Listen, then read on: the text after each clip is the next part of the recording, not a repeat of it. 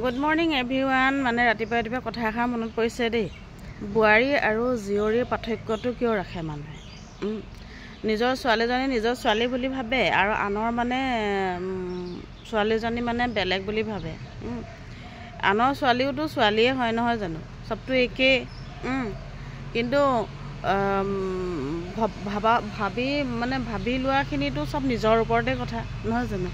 কিন্তু এনেকুৱা এটা হয়, নিজৰ ছোৱালীজনীয়ে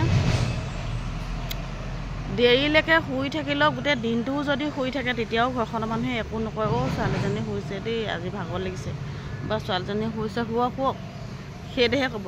কিন্তু বোৱাৰীজনী যদি সেই গোটেই দিনটো শুই থাকে, দেখিছানে আমাৰ বোৱাৰীয়ে একদম এপৰলৈকে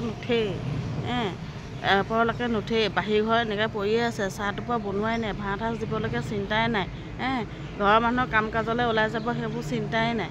সেইখিনি গোটেই গাঁওখনেই গম পাব, মানে নোপোৱা মানুহ নাই।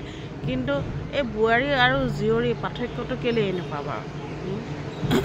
বোৱাৰীও একেটাই, জীয়ৰীও একেটাই। বোৱাৰী বুলিলে তেওঁতো কাৰোবাৰ ঘৰৰ এগৰাকী জীয়ৰীয়ে হয় নহয় জানো?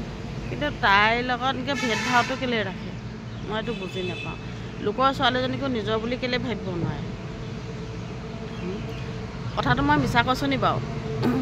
আপোনালোকে জনাবচোন দেই। কিন্তু নিজৰ ছোৱালীজনী আকৌ গেলনিটো নেগায়।